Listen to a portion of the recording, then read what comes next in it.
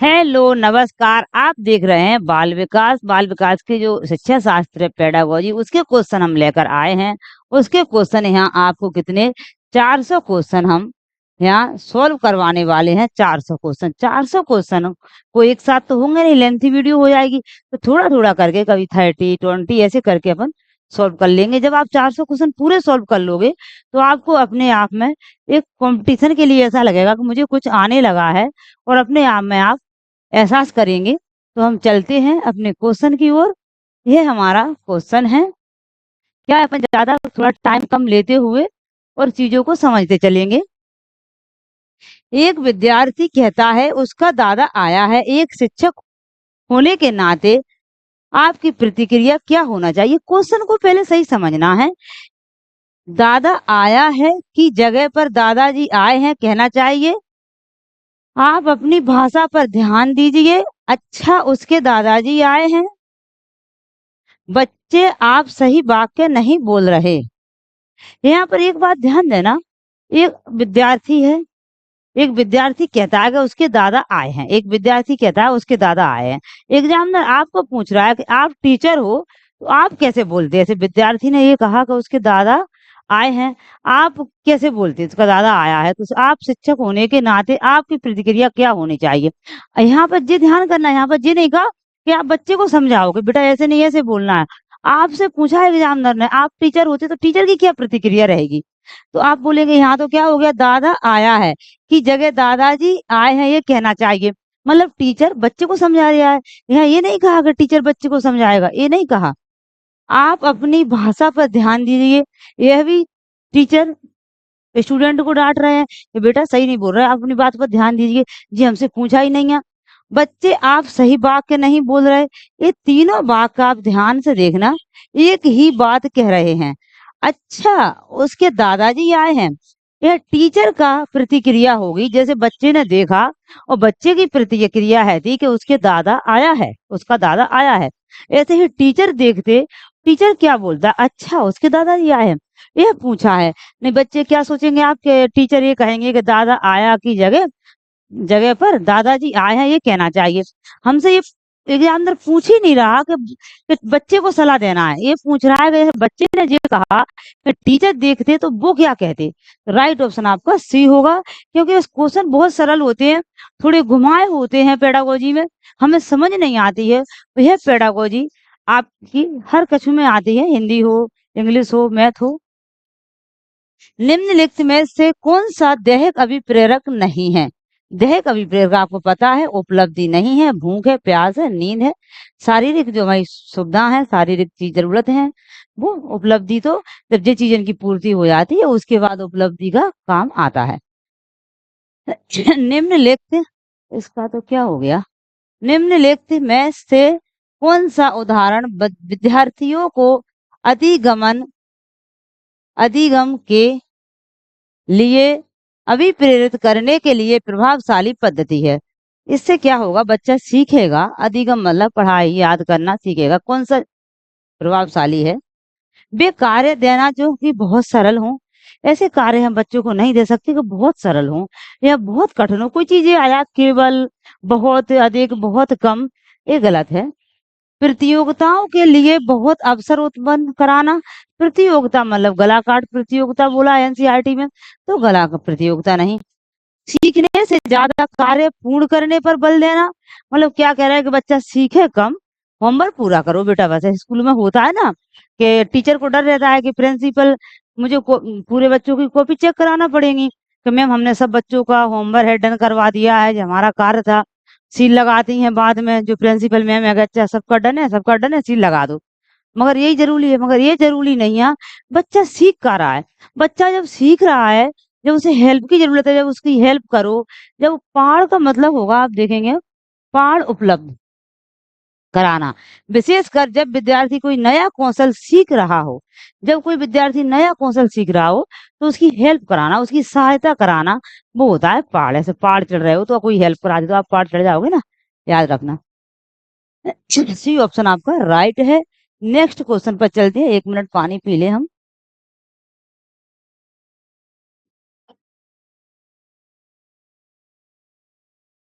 Next question है हमारा अभिप्रेरक है। अभिप्रेरक क्या है? अभिप्रेरक मतलब एक मोटिवेशन क्या है? व्यवहार का आंतरिक स्रोत है, व्यवहार का बाह्य स्रोत है, व्यवहार का वास्तविक स्रोत है, इनमें से कोई नहीं। आपको पता है मोटिवेट आप हो रहे हो, आप मोटिवेट हो रहे हो, कब होते हो मोटिवेट? कोई कुछ भी सुनाता रहे आपको, मगर आपको जरूरत नहीं है तो आपको कोई फर्क नहीं पड़ेगा उसने क्या कहा, कि हमें पढ़ाई करना चाहिए, हमें फालतू नहीं फिरना चाहिए, हमें कम सोना चाहिए, हमें आलस नहीं करना चाहिए। बहुत सी चीजें आई, बहुत समझा दिए, मगर आपको कहीं आवश्यकता है, उसी टाइम आपने फॉर्म भरा है, आपकी जगह आ गई है टीचर की, तो आपको फिर आप उसी कार्य को कर रहे हो, तो एक-एक बात ध्यान से सुनोगे, अच्छा ये कहा था, मुझे पढ़ाई ऐसे करनी चाहिए, सर कह रहे थे, मैम कह रही थी, तो क्या कर रहे हो आप अंदर से प्रेरक हो रहे हो। अंदर से जब प्रेरक होते हैं ना हम, जब हम मोटिवेट उसी को कहेंगे, बाहर से जब प्रेरक होगे, आप एक दिन प्रेरक हो जाओगे, 2 दिन, दूसरे दिन भूल जाओगे, दूसरे दिन हो जाओगे, तीसरे दिन भूल जाओगे। तो जो प्रेरक है, जो मोटिवेट है, वो अंदर से होना बहुत ज़रूरी है। इसलिए ये ऑप्शन आपका राइट होगा। आंतरिक अभिप्रेरक स्रोत हमारा राइट ऑप्शन हो जाएगा। नेक्स्ट क्वेश्चन पर चलते हैं। नेक्स्ट क्वेश्चन है हमारा, प्रतिभाशाली शिक्षार्थी है, अभिसारी चिंतक, अपसारी चिंतक, बहुर्मुखी, बहुत परिश्रमी। प्रतिभाशाली बालक होता है जो हर परिस्थिति में खेलने का हो, कूदने का हो, बोलने का हो, हर परिस्थिति में अपने आप को एडजस्ट कर ले, समस्या का समाधान कर ले, तर्क कर ले, चिंतन कर ले, हर चीज में जो बच्चा कर लेता नहीं, अंक अच्छे ला रहा है, वो प्रतिभाशाली बालक होगा। हर चीज अच्छे कर ले अपने आप में, हर चीज में मोटिवेट हो वो, तो बहुर्मुखी। बहिर्मुखी बच्चा कैसा होता है? एक तो आंतरिक मुखी, बहिर्मुखी होता है आंतरिक मुखी, जो कम बोलता है, बोलता नहीं है, अपने सपनों में रहता है। बहिर्मुखी बच्चा ऐसा होता है जो बोलचाल में सही होता है, सबसे अच्छे बोलता है, सबसे बात करता है। तो ये बच्चा क्या, किसी प्रकार से आप बोलोगे चंट बच्चा बोल लो अपनी भाषा में, या आप ऐसा बच्चा बोल लो जो बच्चा हर जगह उपलब्ध है, हर कार्य करने में जिज्ञासु है, कार्य कर रहा है, तो सी ऑप्शन आपका राइट होगा। नेक्स्ट क्वेश्चन पर चलेंगे हम। नेक्स्ट क्वेश्चन है हमारा, वह प्रक्रिया जिसके द्वारा बच्चे आदतों, हौसलों, मूल्यों तथा अभिप्रेरणा को विकसित करते हैं और जो उन्हें समाज में जिम्मेदार एवं क्रियाशील सदस्य बनाती है, उसे क्या कहा जाता है? क्या हो रहा है कि बच्चा है एक, बच्चा क्या कर रहा है, इसके द्वारा पूछा, किसके द्वारा? 4 ऑप्शन में से बताना है। अपनी आदतों को सुधारता है, अपने कौशलों को सुधारता है, अपने मूल्यों, और वह मोटिवेट होता है, अभिप्रेरणा होता है, विकसित करता है अपने अंदर, उन समाज के जिम्मेदार क्रियाशील सदस्य बनाती है। मतलब कौन बनाता है?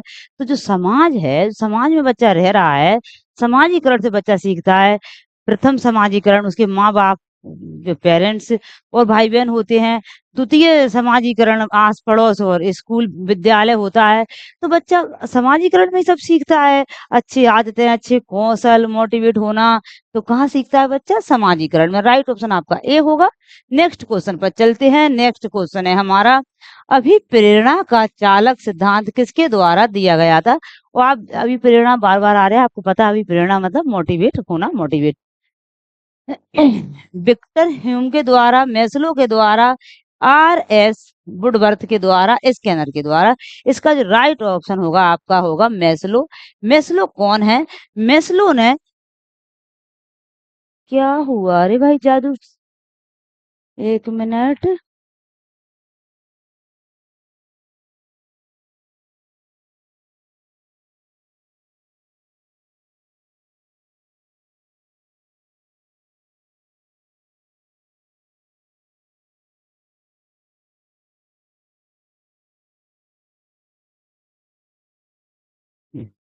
मैस्लो कौन है? मैस्लो इसका राइट ऑप्शन था मैस्लो। मैस्लो ने 5 ऐसी बातें कही हैं इंसान के बारे में, कि इंसान की शुरुआत कहाँ से होती है और इंसान पहले क्या करता है, फिर क्या करता है। ऐसा उनने अपने सिद्धांत में कहा है, एक पिरामिड बनाया है, उसमें उनने 5 चीज़ें बताई हैं हमको।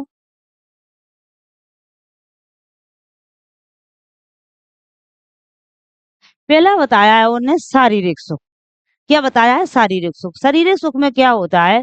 जो शारीरिक सुख है, उसमें भूख, प्यास, खाना-पीना, का इंसान पहले ध्यान रखेगा। दूसरा बताया है, जब खा लेगा, पी लेगा, अब क्या चाहेगा? मैं सो जाऊँ, मुझे नींद आ रही है। उसके लिए क्या चाहेगा? सुरक्षा। नींद तो पहले में ही आ जाएगी शारीरिक में। सुरक्षा चाहेगा, दूसरा नंबर का सुरक्षा। तीसरे नंबर का है सुरक्षा के बाद क्या? अब समाज में आना-जाना चाहेगा, समाज। समाज में गया, समाज के बाद उसे समाज में कोई अच्छे बोला, कोई बुरे बोला तो याद आई यार मेरा सम्मान नहीं हुआ। तो उसे याद आएगी मेरा सम्मान होना चाहिए। फिर सम्मान के बाद अब सम्मान भी हो गया, फिर उसकी आत्मा सिद्धि हो जाएगी। फिर अब वो ऐसे कार्य करना चाहेगा उपलब्धि वाले जो उसके अंदर इच्छा है, मुझे ये कार्य करना है। अब ये चीज़ें जब इंसान का आप नॉर्मल भी देखोगे कि पहले ये चीज़ें पूरी हो जाती हैं, वो इंसान फिर नया कुछ अपना प्रोजेक्ट बनाता है, कुछ करता है, तो पहले उसे अपने घर की ज़िम्मेदारियाँ जो पूरी करना पड़ती हैं, उसके बाद फिर वो अपना बिज़नेस कुछ भी करता है, तो फिर आत्मा सिद्धि हो जाती है। जी, मैस्लो ने कहा है, आगे से क्वेश्चन संबंधित क्वेश्चन आपको आएगा। निम्नलिखित में से कौन-सा जन्मजात अभिप्रेरक का उदाहरण है? जन्मजात आपको पता है जन्मजात पुरस्कार, भूख, दंड, प्रोत्साहन। प्रोत्साहन बाद में आता है, दंड भी बाद में, पुरस्कार भी। भूख बच्चा जन्मजात जानता है। बी ऑप्शन आपका राइट है। नेक्स्ट क्वेश्चन है, जो क्वेश्चन बिल्कुल सिंपल होंगे, हम उन पर टाइम ना लेते हुए उन्हें जल्दी कर देंगे और जो समझाने लायक होंगे वहाँ पर हम थोड़ा टाइम ले लेंगे। यदि बाह्य प्रेरणा समस्या के अंत की युक्ति है, तो आंतरिक प्रेरणा कहाँ है? अब अभी हमने आपको बताया बाह्य प्रेरणा जो दंड पुरस्कार से हमें मिलती है कि हमें किसी के दंड का डर है, पुरस्कार मिल जाएगा, इस लालच में हम काम कर रहे हैं, तनख्वाह मिलेगी, उसमें कर रहे हैं, वो बाह्य प्रेरणा होती हैं। आंतरिक प्रेरणा, आंतरिक मोटिवेशन आपका इंटरनल मोटिवेशन क्या होगा कि आप अंदर से प्रेरक हो गए हो, अंदर से सोच रहे हो कि नहीं मुझे करना है और मैं करूँगा ये कार्य, तो अंदर से जब करते हो आप, एक शुरुआत है, अपने आप में एक अंत है, एक शुरुआत तथा अंत है, उपर्युक्त में से कोई नहीं। यदि बाह्य प्रेरणा समस्या का अंत युक्ति है, तो आंतरिक प्रेरणा अपने आप में एक अंत है, अपने आप में एक अंत है। जब इंसान खुद स्वयं प्रेरक हो जाता है, तो उसे फिर किसी चीज़ की खोज की ज़रूरत नहीं रहती। वो अपने अंदर उसकी समस्या सब खत्म हो जाएगी, अब वो खुद समझदार हो गया है। तो राइट ऑप्शन आपका बी होगा। नेक्स्ट क्वेश्चन पर चलेंगे। नेक्स्ट क्वेश्चन है हमारा, मैस्लो के सिद्धांत के अनुसार आवश्यकताओं का क्रम क्या है? अभी हमने देखा यहाँ आपको ये पिरामिड बनाया। मैस्लो के अनुसार ये 5 आपके आवश्यकता है, यहाँ हम देखेंगे। हमने देखा था सबसे पहले क्या है? शारीरिक आवश्यकता, इसमें भूख प्यास सब आता है। फिर दूसरी है सुरक्षा, फिर उसे सुरक्षा चाहिए। सुरक्षा के बाद वो कहाँ जाता है? समाज में। और समाज में उसे क्या है? समाज में जाता है, एक तो है स्वाभिमान, जीतना ये तो स्वाभिमान मतलब सम्मान हो गया। और जो आत्म सिद्धि जो लास्ट की जो 5 वाली है, जो 5 वाला आत्म सिद्धि 5 वाली है, और जो स्वाभिमान जीतना सम्मान ये 4 है। और यहाँ देखेंगे प्रेम और अपना तत्व। अपना तत्व जो प्रेम और अपना तत्व है उसमें वो कहाँ है? समाज में। समाज में जाएगा तभी तो सब मिलेगा उसे, अपना तत्व मिलेगा उसे। तो ये आपकी है। अब हमारा क्या बन रहा है आप देखेंगे, पहले आ रहा है 1, ये आपका 1 है, फिर 2 है, फिर आपका 3 है, फिर 4 है, नहीं सॉरी ये कैसे हो जाएगा, ये नहीं होगा आपका। हाँ 1 आएगा, 1 आया, फिर सुरक्षा 2 आया, और फिर 3 वाला नहीं, फिर आएगा आपका 5, फिर आएगा 5, और 5 के बाद फिर स्वाभिमान 4, और 4 के बाद फिर हमारा जो 3 पर है, फिर आएगा 3। 1 2 5 4 3, 1 2 5 4 3, 1 2 5 4 3 जाएगा 1 2 5 4 3। सी ऑप्शन आपका राइट है। पहले 1 आया है, फिर 2 आया है, फिर 5 आया है, प्रेम और अपना तत्व, और फिर 4 आया है स्वाभिमान और जीतना, और फिर 3 आया है आत्म सिद्धि। राइट ऑप्शन आपका डी होगा। नेक्स्ट क्वेश्चन पर चलेंगे। जो मैस्लो के 5 सिद्धांत दिए हैं मैस्लो ने। मूल प्रवृत्तियों को 14 प्रकार से किसने वर्गीकृत किया?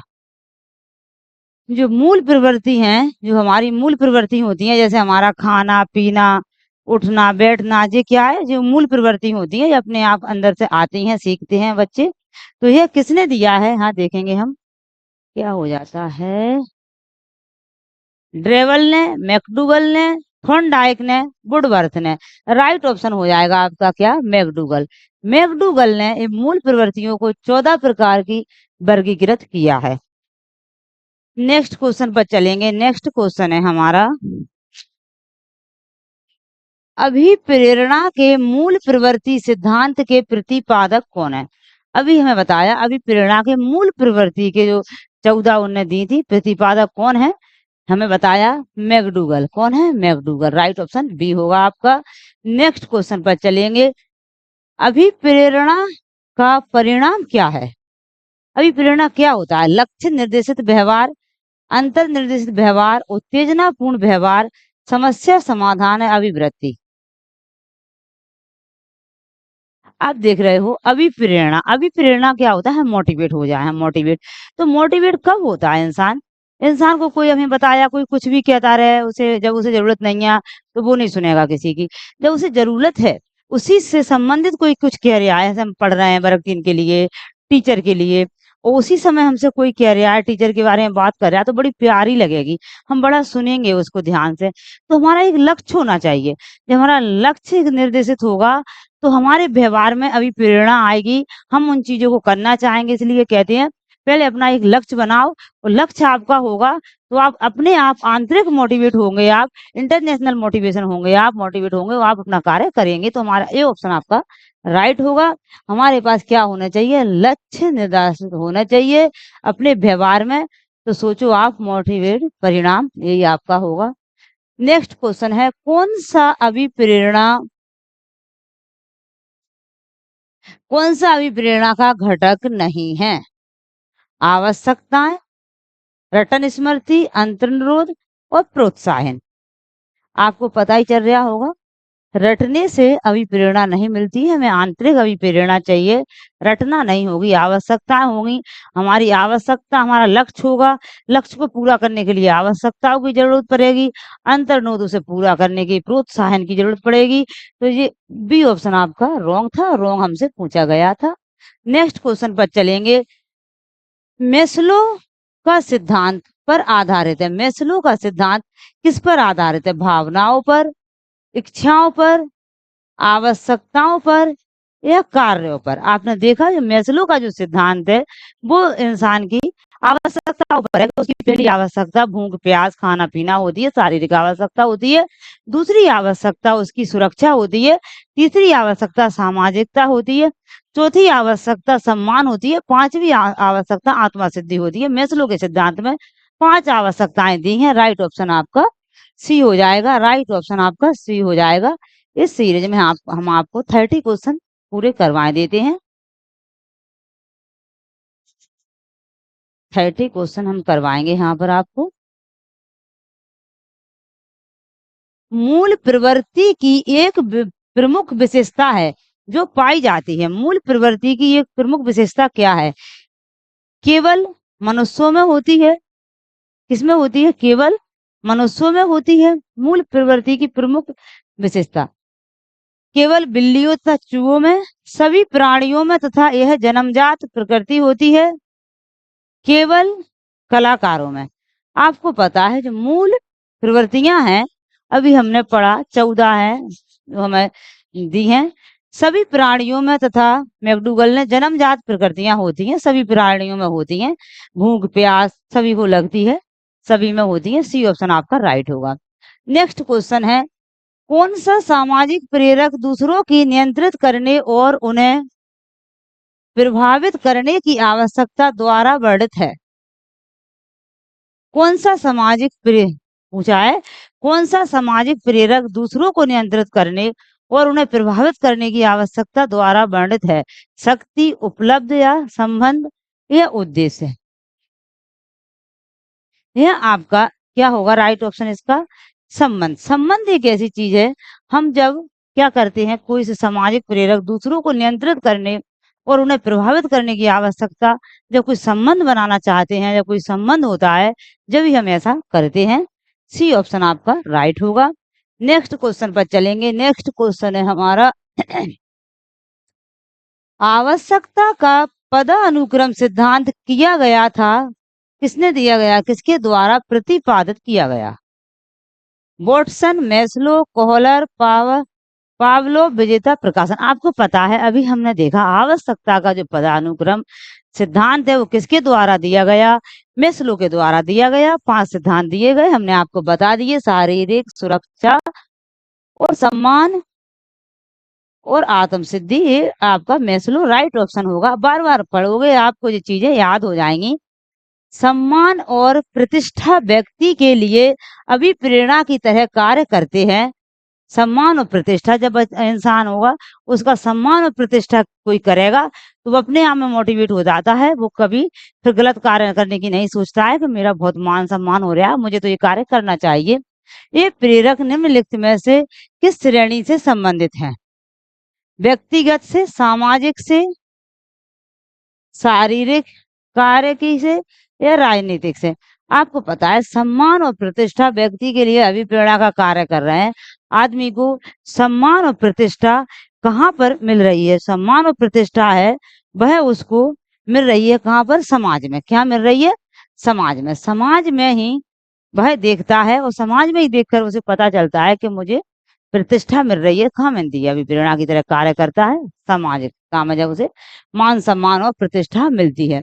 नेक्स्ट क्वेश्चन है हमारा, प्रगतिशील परिवारों में बच्चों में अपेक्षाकृत कौन सा प्रेरक अधिक प्रबल हो जाता है? वही अभी क्वेश्चन था कि जब समाज में उसको मान सम्मान मिलता है तो वो अपने आप ही मोटिवेट हो जाता है, अभी प्रेरक हो जाता है। यही हमें पूछा है कि प्रगतिशील परिवारों में बच्चों में अपेक्षाकृत कौन सा प्रेरक अधिक प्रबल होता है? तो आप देखेंगे संबंधन, जिज्ञासा, उपलब्धि, अकृतामिकता। बच्चों में क्या होती है? जिज्ञासा। जिज्ञासा बच्चों में अपने आप ही, क्योंकि पापा भी कारोबार कर रहे हैं, बिजनेस चल रहा है, घर में चाचा चाची, परिवार, फैमिली, दादा दादी सबकी कहानी किससे सुन रहे हैं कि अपना जे मतलब परिवार में बच्चे अपेक्षाकृत कौन सा प्रगतिशील परिवार है, पूरे प्रगतिशील फैमिली है, तो बच्चे में खुद अपने आप में जिज्ञासा आएगी कि मैं भी कुछ कर सकता हूँ, तो उपलब्धि उसी में आ जाएगी। आक्रामकता तो आपको गलत है, ये तो गलत तो आएगा नहीं। लड़ता थोड़ी देख रहा है किसी को कि आक्रामक होगा, उसमें जिज्ञासा आ जाएगी कुछ करने की, मोटिवेट खुद ही हो जाएगा जब उसका वो खुद अपने परिवार फैमिली के साथ बच्चा बाहर जाता है, सब उसका सम्मान मान सम्मान करते हैं, तो बच्चा क्या हो रहा है? बच्चा खुद मोटिवेट हो रहा है। जब मोटिवेट होता है उसके अंदर जिज्ञासा आती है कि मैं भी कुछ कर सकता हूँ। अध्यापक की प्रभावशीलता निर्भर करती है इस बात पर, छात्रों को कितना संतोष देता है, छात्रों का कितना मनोरंजन करता है, छात्रों को कितना अनुशासित रखता है, छात्रों को मानसिक रूप से कितना सक्रिय करता है।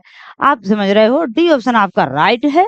डी ऑप्शन आपका क्यों राइट है कि हमें पूछा गया था अध्यापक की प्रभावशीलता निर्भर करती है, अध्यापक एक अच्छा अध्यापक है तो क्या करना चाहिए? छात्रों को कितना संतोष, संतोष से जरूरी है कि उनको सीख क्या रहे हैं बच्चे।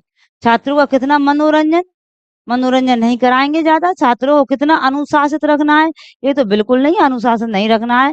छात्रों को मानसिक रूप से कितना सक्रिय करता है, वह कितना सक्रिय हो रहे हैं बच्चे, कितना पॉजिटिव हो रहे हैं, कितना जिज्ञासु हो रहे हैं, चिंतन करना सीख रहे हैं, ये बहुत जरूरी है। ऐसे छात्र आपको बनना है। अध्यापक की प्रभावशीलता निर्भर करती है इस बात पर कि वह, अध्यापक की प्रभावशीलता निर्भर करती है इस बात पर कि अध्यापक को कैसा होना चाहिए, तब उन्हें प्रभावशीलता कहेंगे। छात्रों को कितना संतुष्ट, यह एक ही क्वेश्चन दो बार आ गया। हाँ, एक ही क्वेश्चन दो बार आ गया है।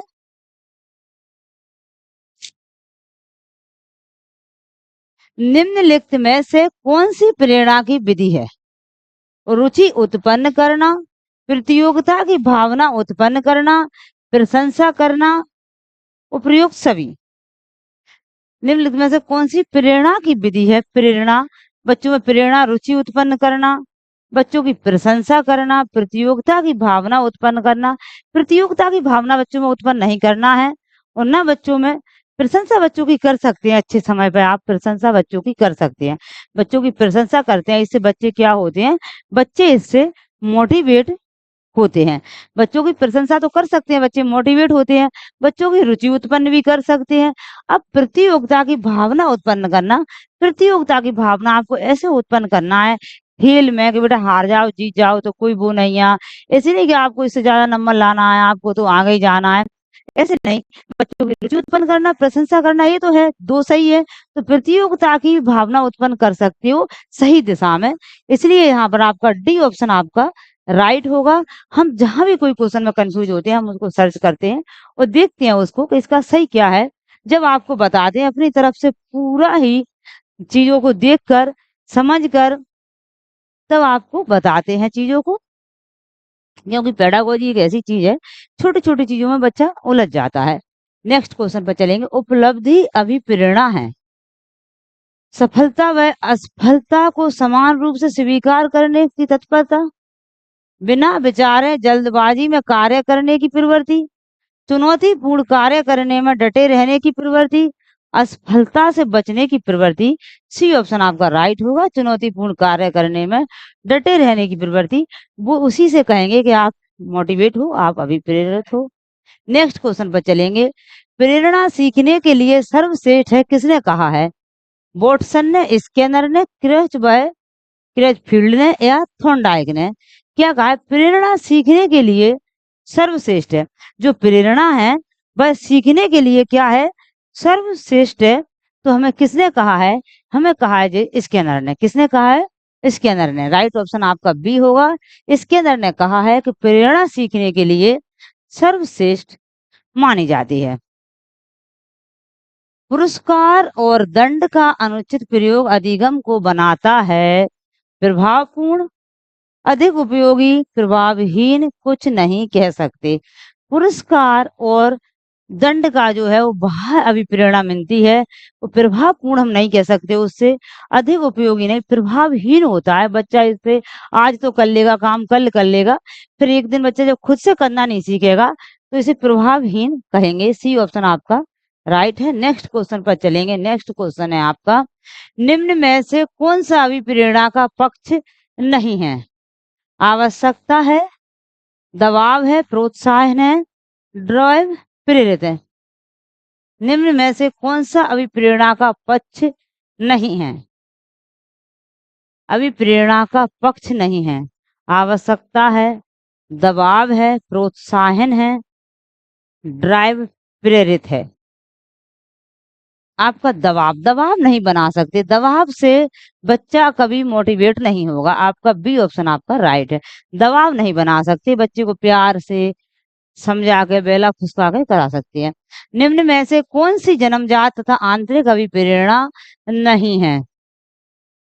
भूख, प्यास, उपलब्धि की आवश्यकता एवं यह काम आप देख रहे हो, उपलब्धि नहीं है। उपलब्धि हम बाद में सीखते हैं, ये चीजें हमको जन्मजात रहती हैं। नेक्स्ट क्वेश्चन है हमारा, अभिप्रेरणा का वर्गीकरण होता है स्वाभाविक और कृत्रिम, कम महत्वपूर्ण तथा अधिक महत्वपूर्ण, जन्मजात और अर्जित, अभिप्रेरण तथा प्रलोभन। हमें पूछा है अभिप्रेरणा का वर्गीकरण कहाँ से होता है हमारे अंदर? तो ये हमारे अंदर अभिप्रेरणा जन्मजात भी होती है कुछ चीजों की, और अर्जित भी होती है। हम ये कहेंगे सी, जन्मजात और अर्जित। जी क्या है जन्मजात? जी इसलिए शब्द आ गया, आप बोलते हैं ना वंशानुक्रम, जीन्स, तो वहां से भी आता है। कितना मोटिवेट हो, कितनी पॉजिटिव एनर्जी है आप में, आप पॉजिटिव सोचते हो, तो ये तो वंशानुक्रम से मिलता है। आपका सी ऑप्शन आपका राइट होगा। नेक्स्ट क्वेश्चन है आपका, किशोर अवस्था में हड्डियों में अधिक वृद्धि होती है भुजाओं और टांगों की, केवल कूल्हों की, चेहरों की हड्डियां, लिंग, भुजा और टांगों की हड्डियां। राइट ऑप्शन आपका ए होगा। जब आप किशोर अवस्था में जाते हैं 12 साल से 14 साल से 18 साल की उम्र में, वहां पर भुजा और टांग, जो भुजा और टांग बहुत ज्यादा आपकी मजबूत होती हैं। आपका ए ऑप्शन आपका राइट है। नेक्स्ट क्वेश्चन पर चलेंगे हम। नेक्स्ट क्वेश्चन है हमारा, प्राथमिक आवश्यकताओं को आवश्यकता से भी जाना जाता है, ना कि अब दैहिक, मनोदैहिक, सामाजिक, मनोसामाजिक। प्राथमिक आवश्यकताओं को आवश्यकता से भी, प्राथमिक जो आवश्यकता है आपकी उनको आवश्यकता से भी जाना जाता है, तो क्या होता है जो प्राथमिक आवश्यकताएँ क्या होती हैं हमारी? प्राथमिक आवश्यकताएँ अभी हमने मैस्लो को पढ़ा प्राथमिक आवश्यकताएँ शारीरिक आवश्यकताएँ, जो शारीरिक आवश्यकताएँ हैं, उन्हीं को हम प्राथमिक आवश्यकताएँ कहेंगे जैसे भूख-प्यास, वो प्राथमिक आवश्यकताएँ, शारीरिक आवश्यकता तो यहाँ पर शरीर नहीं दिया, देह दे दिया आपको, देह मीन्स भी शारीरिक ही होता है। ए ऑप्शन आपका राइट होगा। है आपकी वीडियो हुई समाप्त। नेक्स्ट वीडियो में लेकर आएँगे। आप अपनी तैयारी को मजबूत बनाएँ और पढ़ते रहें। फिर मिलेंगे नेक्स्ट वीडियो में।